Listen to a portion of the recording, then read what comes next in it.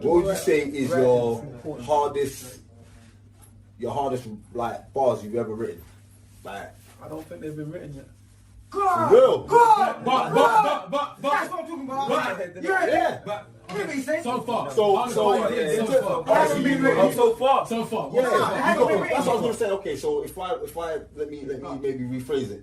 Like, from what you've written, from your catalogue so far, what would you say is the hardest thing you've done so far?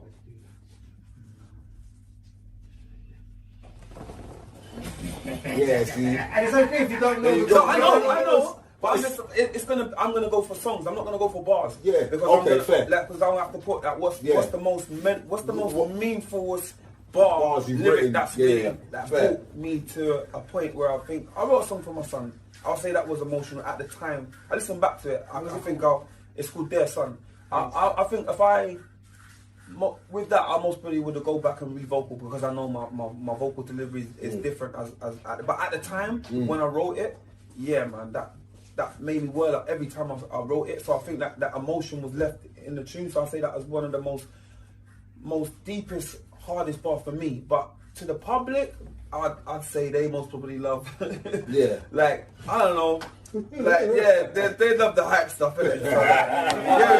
So, What gets you quick? The gas. Yeah, you know, the jump up stuff. Yeah. But I am part jump up, so, you know, I don't know. I think love is a serious thing. I get told that. No, like, it is. Yeah. Like when I say love is a serious thing, I think that loads of people call me back. You was ahead of your time when you wrote that. No, for real. We were singing that in garage days. No, for real. Like, the love is mashing up my life right now. Yeah, no, for real. Every day. And I was a little teenager talking about it. You know, and that's good or bad. Yeah, exactly. So it's a continuous thing. Yeah, it's an everlasting thing. So yeah, I'll say that one. Yeah, definitely. Okay.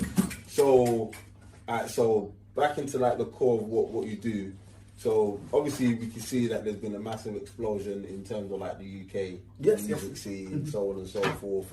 Obviously, simultaneously in the US, you've got the scene that's been ongoing for years, but there's a totally different sort of type of artists out there. Right. In terms of how the US artists do it, where you can see a lot of collabos, everybody, do you know what I mean, does work together, even though there's a lot of madness that's happening, as you know. Of course. In terms of the UK scene, do you think that the UK artists support each other and do that type of collaboration as well? Or we're getting better.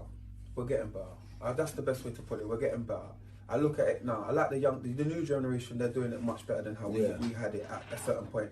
But inevitably, there's always a poster boy. Unfortunately, that's how it's not unfortunately. I say this is how the UK industry is structured.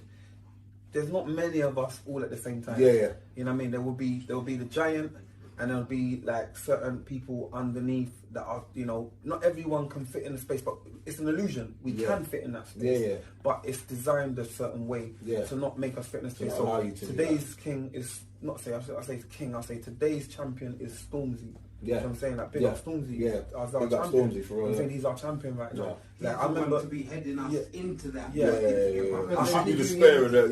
You should be. I remember, like, it was Kano, it was a Dizzy, there was, you know what I mean? There's all different. Everyone's had their time. Everyone comes and has your minutes, So what do you do with that time? And every generation, because if you look at the school years, like from 1 to 5, like that's how the industry changes. Okay. Like every 5 years, there's a change. There's a turn. So like I say that, you know, in the next, I don't know how long Stormzy's reign is going to be, who make these meals, and then there'll be a next poster boy that everybody will be running. That's just how it is. There's nothing you can do about it. That's just the way it functions. That's in this country. Like in America, it's bigger. So the more heads can fit on the flat. And you can last. There's a bit more longevity. Well, you're moving around. America is the pinnacle of the world for certain cultural music. So when it comes to that hip hop and that, their papers are long. They've been going much longer. There's more money pumped and invested into the business. Where over here we're just getting off the ground. Kick off some doors to make these lot have this stuff now. Give yourself credit. You're a pioneer. You're considered a pioneer. I was just born at that particular time. I was born at that time. My stars were doing that. You did what you need to do. Yeah, you did, man. And that's all that matters. Give yourself credit for that. 100%. I'm happy with that.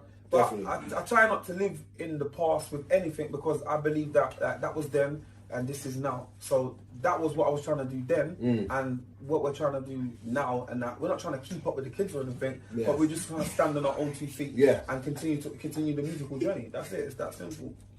No, definitely.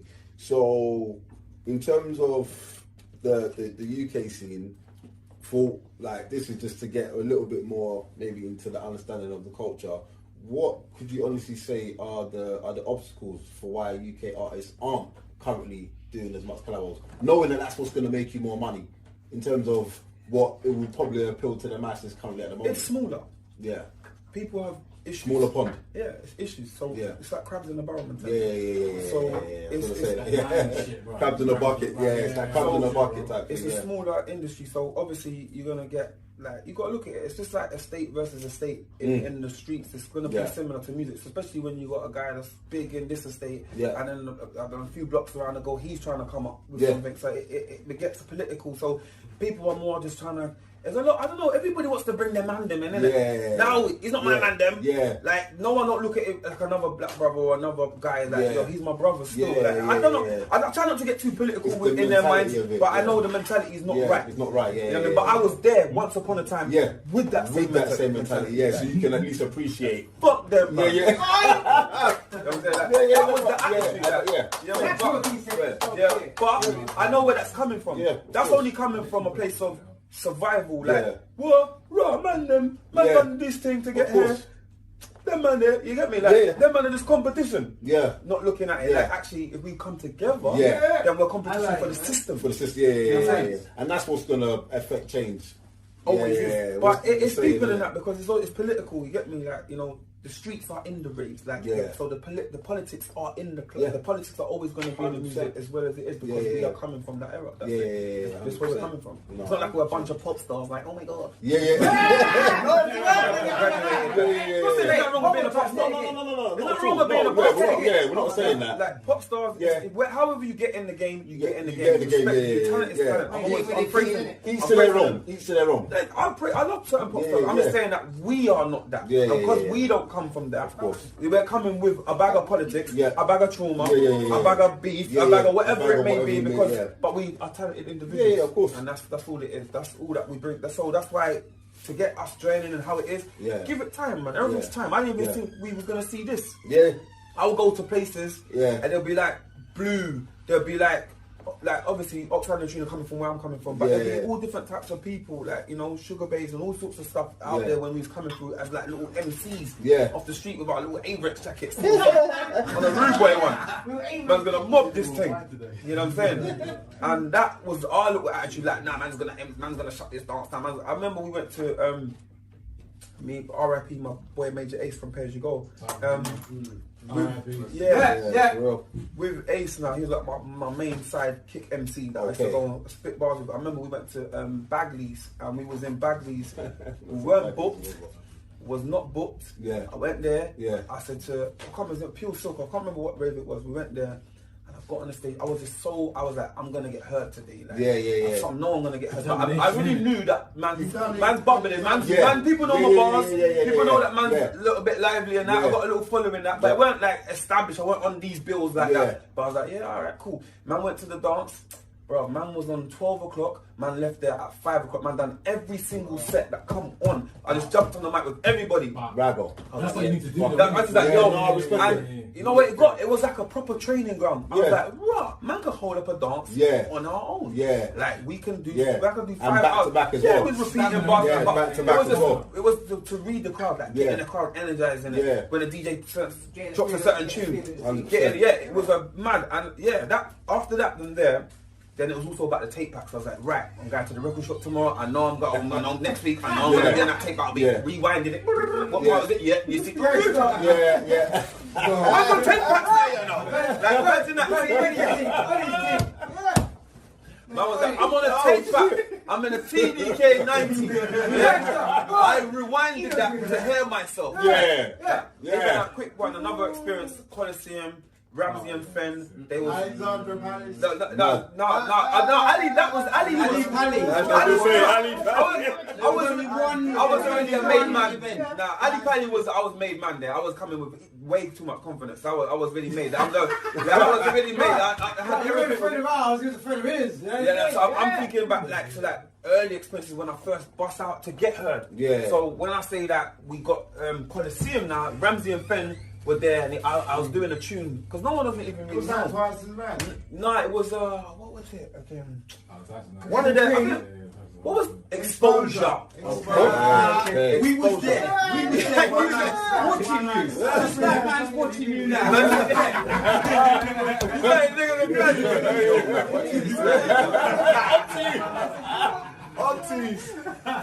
So I'm glad you said that, yeah? I'm glad you said that, because this is another thing. Man will be going places in life, in general, and I'll be getting out my car or going somewhere, and I get the stares. So I don't know if you're staring at me because you don't like me. Yeah. I don't know if you're staring at me because you recognize me. So if you ever see me out the road and you just look dazed for about 2 seconds, just understand I'm trying to get my brain's trying to come back. You got beef or something? Yeah. So when I see the fish come out, Max, I'm like,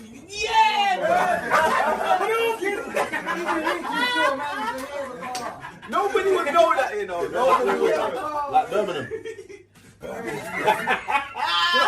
Sorry, I had to ask. That's great, because see now Birmingham now, so that's like my second home. Like a lot, I didn't realize that most of my family are from Birmingham. Okay. Like, so imagine all these mad controversies and all this madness going on in Birmingham. Actually, my family are from Birmingham. So, like, I found out at a later date, like, our family functions, like, it's like, it's mad. So, yeah, Birmingham's like my hometown. So, once upon a time, it was like, oh my God, like, you know, it was political. But, yeah, so, yeah, you realise it ain't nothing. Yeah, you live and you learn, bro. You know what I mean? So that's a big part of my career that I say so. Yeah, but as those times, that's how it is sometimes in life. You might see a man and a man just looking at you like, or just looking digi and just like.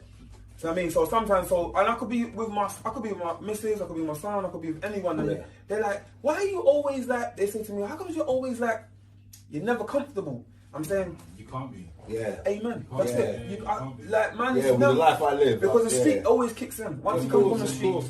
The life I've lived. You're going to think that way.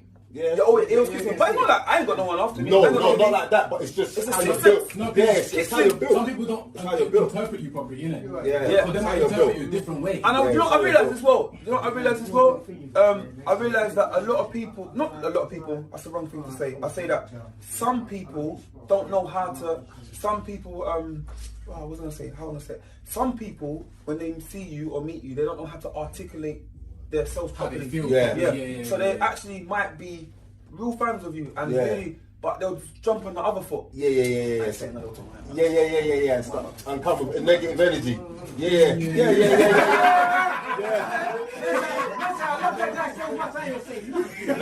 So I'm like, dude, can't be. They said you shouldn't be your idols, though, innit? Like, you shouldn't be the people you look up to. But for me, I'm just like, when you understand it. But always, you see, if you walk with love, you will never get entangled in that. So 9 times out of 10, I'll break it down by just like showing that love. I don't even care if I don't know you. I don't care if you got time to even like what I've done in my life. Then there's only love. You get me? So you love me for what I've done. I love you for loving what I've done. So you are now, we're in a love bubble. So don't feel no way. Don't feel no way. If I'm busy and I'm trying to do something, because you know people try to talk to you sometimes. It's some predator business going on. I'm on something else. I'm on something else. And they're drunk and I'm just really trying to get my bread, do my show, get my bread and cut out. I might not be in that mood for that. But then sometimes, like, I could just be chilling with people and I'm just like having a full-blown conversation with a total stranger and I'm never going to see you again. But it's cool. No, that's life. I think that's the problem is. The problem in the world is people think like you have to have some kind of connection to connect. Do you know what I mean? You can see someone for one day and that person's helped you more than anyone else in your life and you never see them again. And things go well sometimes with people that I connect with until they say, yes, what's your number? Come on now. Really? Large enough as it is. I don't need extra. Yeah. You gotta have something valuable to come to the table. I don't need you to just sit there, extra pair of eyes. Unnecessary. So I don't feel like when people say, can I have your number? You gotta have my number for a particular reason. Have my number to say that, Max, can you do this? Have you got this? Can we do that? At the stage that you're at right now, you don't need more for unnecessary friends. But then I also get the people that you haven't seen for years, you've grown up with and whatever. Still ain't got the time. And they might be like, they might, but you can't be. You always got to be in a state of mind of like, boy, you know what I mean? once upon a time grew up with that person, we have memories together. Yeah. I'm not just gonna shun them away from them. Of course not. But it doesn't mean we're gonna part today and part tomorrow and then part next week. We're not gonna reconnect the part. It's boundaries. But some people don't understand that. It's like, you know what I mean? That's the problem. You're not the same person as that. Some people get upset. Boundaries, man. I've seen lots of people. My mum's come to me sometimes and said, "Oh, someone's so they want your number." I'm like, "No, don't, man. Don't. All different directions. Or something. My dad does sometimes that. Like, you don't give me a number. I'm thinking, Dad, you see what I'm saying? Stop thinking I'm everybody's friend. I'm not everybody's friend. No, but not in a disrespectful way. I just don't want to be your friend today. So I get it. Like I don't look at music as anything special or like we're any different from any normal person in the room or anyone. It's just that we do something. Our talent takes us to a stage where people can know us for our talent, and then we go on TV, and then it's like you go through all these different stages of your career and life, and people respect it and love it, and some people are like, "Yo, I've listened to you for time." So there's built up a rapport with you, but we're still individuals behind the mask and whatever. Of course. It is what it is. So man, not look at it on an egotistical one. Man, just looking at it like, yo, man's got to protect his energy at all times. You know what I'm saying? That's just what it is. Yeah, because you know what I mean. I've been bent up, chewed up, spat out with women, so you learn. Yeah, you have to learn, definitely. So with that being the case, obviously, like in the last 2-3 years, we know we've had this COVID madness. So we're not going to get into that. We've already said that. So XO that. So what are you saying about the pay-as-you-go thing? You got really wanted to know the ins and outs. Yeah. Right, cool. Because I kind of dodged it, but I'll bring it back for you. Yeah. Come on.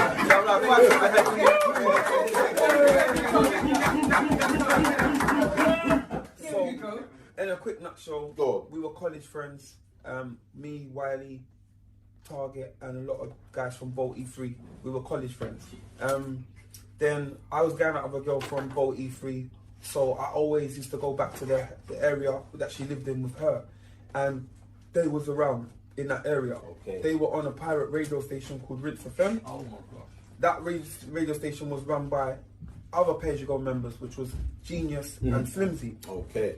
It was jungle era. That was the vibe. Yeah. I was then went to college and they were in my college, so that was our little section. I used to go MC. I used to have a DJ called Nicky Slimting, who was a director now with Femi, and they do intent and all that stuff and all that. So he was my DJ. He left, and got on Cool FM. His uncle was a promoter from Orange. Yeah. So he left and he got on Cool FM for his contacts and stuff, and I was left with and went an MC for Target. And they was called the SS Crew on Rinse FM. Okay. So that's not how Page-U-Go started. That's how I knew that east side of things. So me being a street guy, I ended up on the roads, went to prison, went to jail, and come out of jail. While I was in jail, I was just writing bare jungle lyrics. Whatever. I'm coming out to murder this. You get me? Like in the song, really getting into it. And then I come out and it was about garage. I was like, what? What's the about? Yeah. Everyone was like, it was mad. I come out and everyone was like, sugar daddy, yo. I was like, what is this? So I went to a couple clubs and I saw the garage going on. And I was just like, rah, this has really changed. But I still go to the radio. I linked up back with my college friends. And they had a little radio show on Rinse FM, but they were playing jungle. Yeah. Everyone's into garage.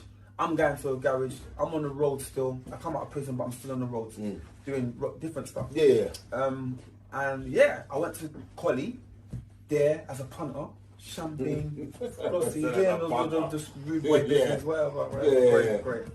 Doing all that stuff.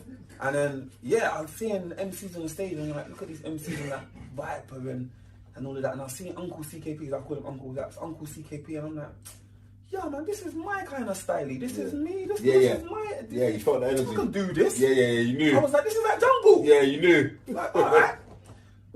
So go back, and then Wiley, they used to go to the record shop. They buy the records and whatever, and I'd be like, all right.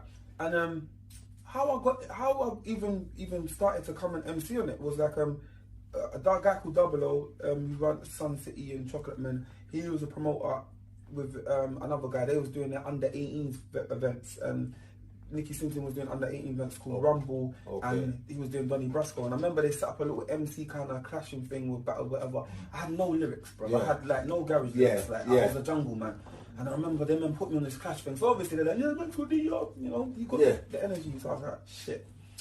I just wrote 10 lyrics. I remember I wrote it's like about 10 songs basically. I wrote hook, 3 verses, hook, 3 verses. So like 10 hooks, 10, 16 bars. Ready to go to this clash, you know. So the clash was like a month later, so I done this in about a month. Okay. And it got cancelled. No. So all that practicing in my brethren's like basically all that get me also getting into all these tunes, like what tunes were busting them it's a London thing, all them tunes. Like all this 99 proper old school garage. Them like you get me? Them vibes. So I'm practicing to this, like trying to think about this clash, and it didn't happen. So what did I do? Then Wiley decided to play garage on Rinse. It was like, he always known me as a bad boy jungle MC, says that. You should come and do this thing, and just slow it, just come garage and just slow it down a bit, you get me? Yeah, that's proper. So I was like, well, I've written some bars, I got little 10 lyrics that I've done for some local clash thing. So I think so he's like, come radio. I was like, say that. So I got radio and Target. So there was always my, 2 guys from the ends. They're like we used to call them I'm a street guy, so they're like my local music veterans. You get me? That's the way to put it. Don't say they weren't from the street. But that's who you did that with. Off camera, I'll tell you. Off camera, I'll actually tell you a real story about Will. I'll tell you a whole story about Will. We're gonna hold you to that. I know. You know what story I'm gonna say, but it's not that deep. I don't want you to think I'm telling truth in his business. You get what I'm saying? No. But yeah, he's a real one. When the going gets tough, he's a real one. So big up to him anyway. Like, I know him differently. Rich to get me anyway. So, but what I'm gonna say is that that's how that come about. I come into the radio, MC'd on their set on as a MC, and I had 10 lyrics. And I just started doing this local garage thing. And Wiley said to me one day, "Yo, come to the studio. I made this beat." Blah blah blah, because them man are producing on a little floppy this and that. Them man are producing from early. Old school. Yeah, don't get me wrong. That's what I had to do.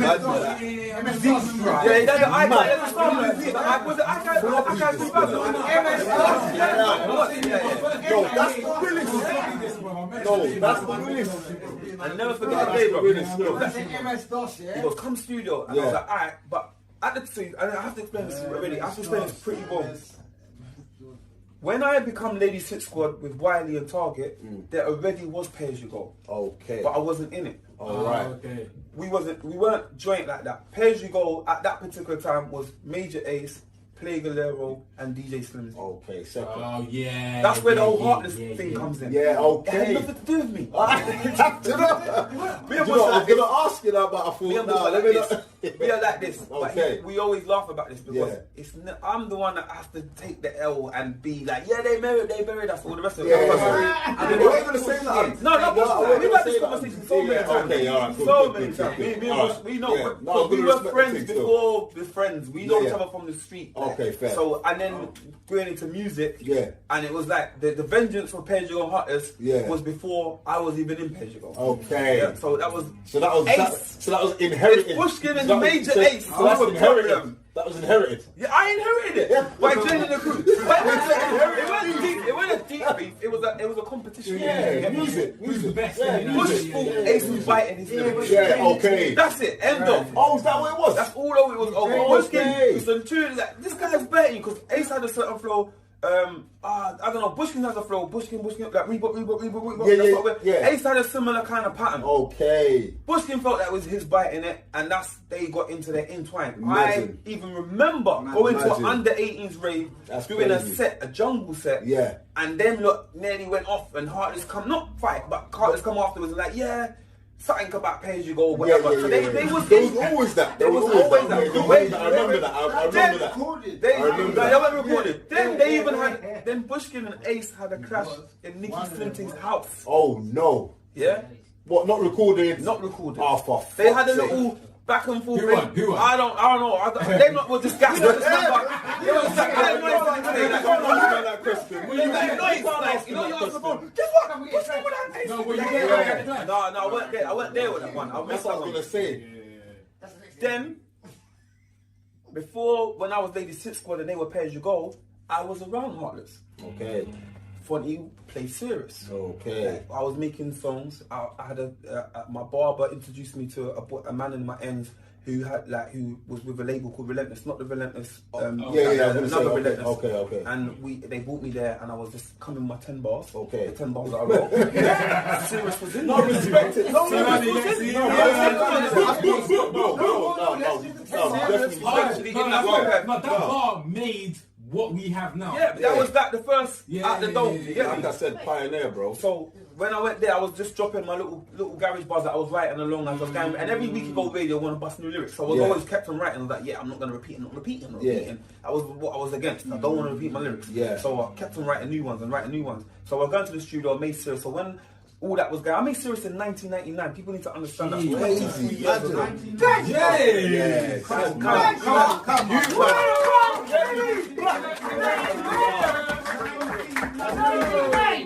So that's ahead of your time, though, man. Big bars. 23 years I wrote that. That's And what my friend, I thought it because we. No,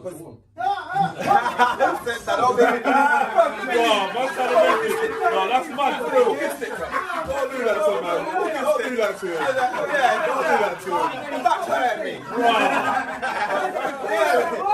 Wow. When you start talking like I get paid.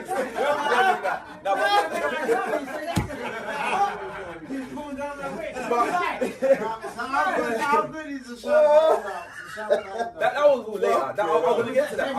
Actually, you brought it up. I'm going to get to it. So I'm going to quickly fast forward in. So, made serious, running around with Heartless Crew. Seriously made 99, 2000, Cutting Dolls, whatever. Heartless Crew was the first people that amongst the industry that were playing it. Went out with them a few times. So we had a great relationship because I was always around Nikki. So Nikki was close with them. That was the connection. Yeah, that was the connection around them. Plus Mo.